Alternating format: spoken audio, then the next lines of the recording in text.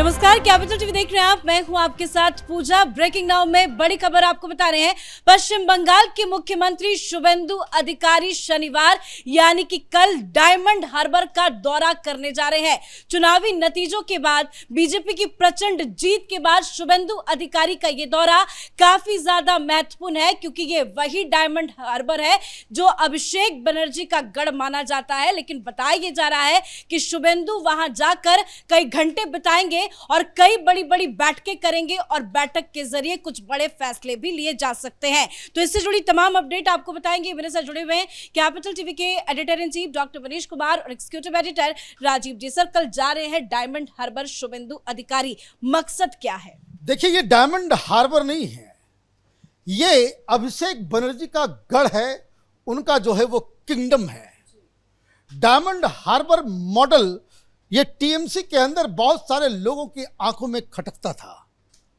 उसकी डिटेल्स तो आगे हम लोग बताएंगे आपको, लेकिन ये जानना जरूरी है कि डायमंड हार्बर आखिर टीएमसी के लिए क्या महत्व रखता है।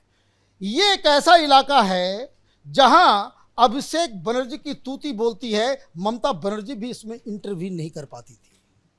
उसके मनपसंद लोग, उनके मनपसंद पुलिस, उनके मनपसंद अधिकारी, उनका पूरा जिसको कह सकते हैं कि वो मॉडल चलता था।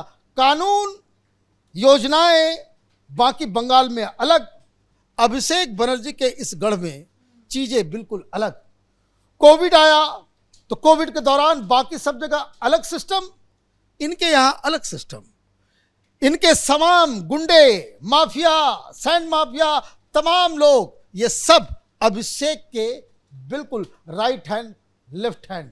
वही जहांगीर है, वही फाल्टा है। 21 तारीख को होना है चुनाव, तो इन्होंने पहली बार, अभी तो ममता को निपटा दिया, अब बारी है अभिषेक बनर्जी की। अब वहां पहली बार, जैसे मुख्यमंत्री बनने के बाद शुभेंदु अधिकारी पहले किसी डिस्ट्रिक्ट के अंदर उन्होंने चुना है कि उस डिस्ट्रिक्ट में मैं जाऊंगा। So this is his first, इसलिए ये बड़ा इंपॉर्टेंट है। और क्या जानकारी आ रही है? जानकारी ये आ रही है वहां पुलिस, क्योंकि उनको मालूम है कि वहां जितने भी लोग हैं वो सब के सब अभिषेक बनर्जी के पालतू हैं, उनके साथ मीटिंग, उनको बदलने का काम, और पूरा का पूरा ये जो वर्चस्व का जो पूरा का पूरा स्ट्रक्चर क्रिएट किया हुआ था अभिषेक बनर्जी ने, उसको तोड़ने, उसको ठोकने शुभेंदु अधिकारी वहां पहुंच रहे हैं। मतलब कुछ प्रशासनिक बदलाव देखे जा सकते हैं? बिल्कुल, प्रशासनिक बदलाव तो देखे जाएंगे, क्योंकि ये एक मकसद है। लेकिन एक मुख्यमंत्री जिसका अपना पूरा एरिया मेदिनीपुर का क्षेत्र है, वहां पर मुख्यमंत्री बनने के बाद सबसे पहले पूर्व मेदिनीपुर जाना चाहिए। मेदिनीपुर का क्षेत्र जो अधिकारी परिवार का गढ़ रहा है, और वहां पर जाते स्वागत होता और उसके साथ भारतीय जनता पार्टी के नारेबाजी होती। शुभेंदु अधिकारी उस जगह पर पहुंचते जहां से राजनीति की शुरुआत की थी, लेकिन वो डायमंड हार्बर को चुनते हैं। और इसलिए हम लोग डिस्कस कर रहे हैं, क्योंकि डायमंड हार्बर के बदले वो मेदिनीपुर जाते तो इतनी बड़ी बात नहीं होती। एक नैरेटिव है, और जिसको नैरेटिव को बदलना है, जो अभिषेक बनर्जी ने तैयार कर रखा है कि सरकार तुम्हारी होगी, बदल जाओगे, हमारे प्रशासनिक अधिकारियों को इधर उधर कर दोगे, लेकिन अभी सिस्टम पर पूरी तरह से तुम्हारा अधिकार नहीं होगा। सिस्टम हमारे कब्जे में कुछ क्षेत्रों में तो रहेगी, और उसमें से एक डायमंड हार्बर का इलाका है जहां से सिंडिकेट चलता है, जहां का टीएमसी का इकोसिस्टम अलग है, जहां के पूरी मशीनरी अलग है, और वहां से दूसरे क्षेत्रों में भी डायरेक्ट किए जाते हैं, निर्देश दिए जाते हैं, और वो अभिषेक बनर्जी का एरिया है।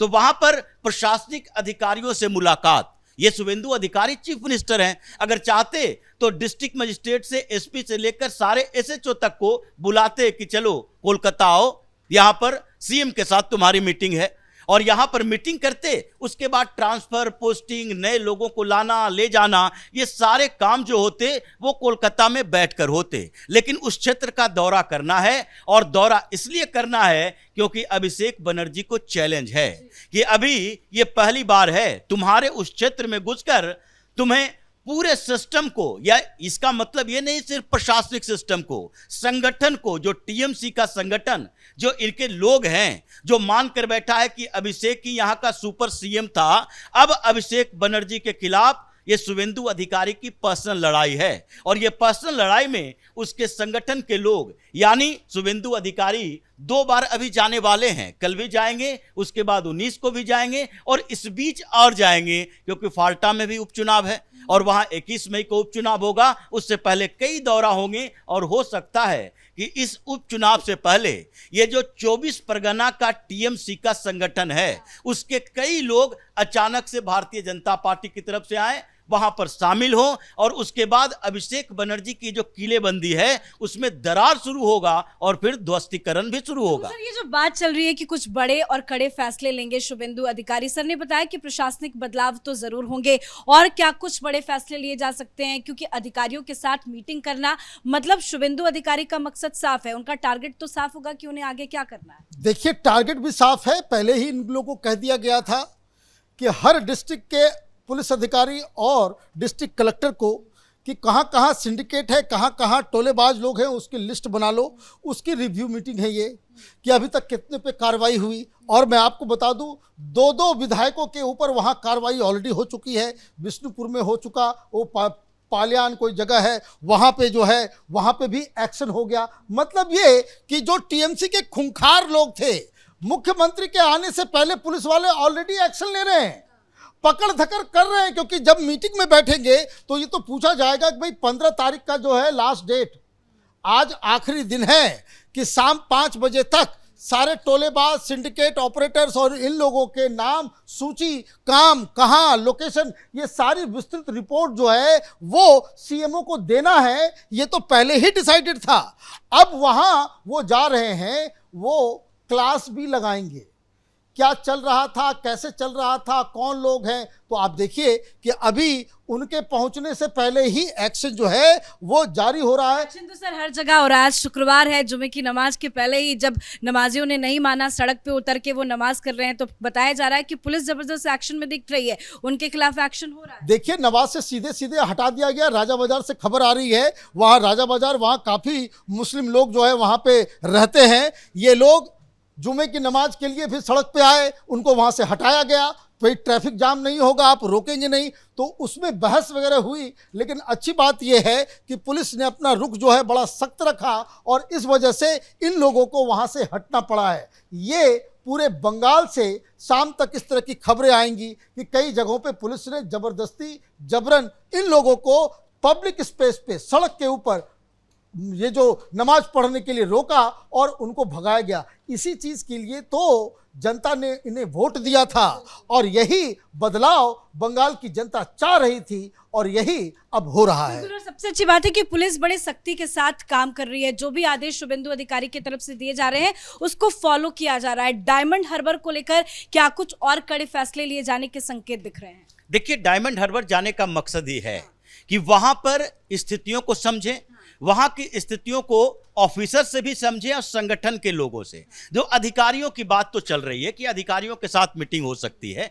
जो अधिकारी कोलकाता भी आकर मीटिंग कर सकते हैं, लेकिन जो भारतीय जनता पार्टी के संगठन के लोग हैं, जो ब्लॉक लेवल पर काम कर रहे हैं, जो उसके नीचे की इकाई में काम कर रहे हैं, पंचायत लेवल पर काम कर रहे हैं, उन लोगों की शिकायतों के लिए क्या सारे लोग एक एक करके कोलकाता आएंगे? क्या सीएम से मुलाकात होगी? लेकिन इस बीच संगठन के भी कई कार्यक्रम वहां हैं कि सबके साथ सीएम डायरेक्ट, शुभेंदु अधिकारी डायरेक्ट मुलाकात करेंगे और वहां पर पर्चियां ली जाएगी कि आप लोग अपने अपने क्षेत्र की बात करो। ये पूरे क्षेत्र की बात है। साउथ 24 परगना के अंदर किस तरीके से मुस्लिम अपीजमेंट के कारण 25 से 30% मुसलमान वहां हैं और चुनाव के समय भी ये देखा गया था कि वोटिंग से पहले कई क्षेत्रों में धमकियां दी जा रही थी। जहांगीर खान उसी में था और जहांगीर खान के खिलाफ ही ये पुलिस अधिकारी गए थे और वो अजय पाल शर्मा जहांगीर खान को ही धमकी देने के लिए गए थे। लेकिन अब जहांगीर खान दिख नहीं रहा,